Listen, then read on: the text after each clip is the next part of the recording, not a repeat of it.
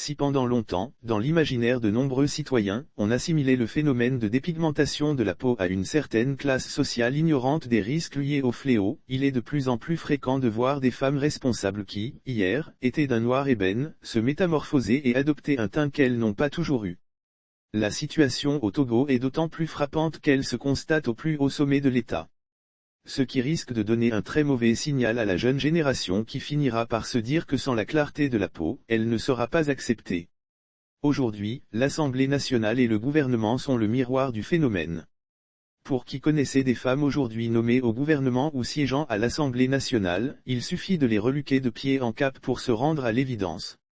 Hier noires de teint aux cheveux crépus, elles paraissent des déesses lorsqu'on les voit sortir des ministères ou de l'hémicycle. Au point qu'on est tenté de se demander ce qui n'a pas marché.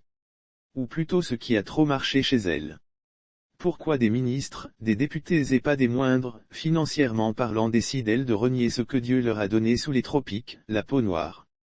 Il est vrai qu'avec l'argent, on peut se permettre beaucoup de choses. Et la gente féminine au sommet de l'État togolais n'est plus loin de rivaliser avec des stars à la peau blanche ou métissée. S'il était possible d'aligner leurs anciennes et récentes photos, elles seront au moins une dizaine qui a enterré leur ancien teint.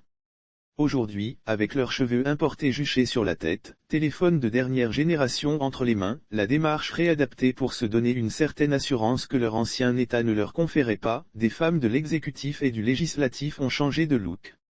Il ne manque à certaines que le nom a changé pour qu'elles soient confondues à des métisses.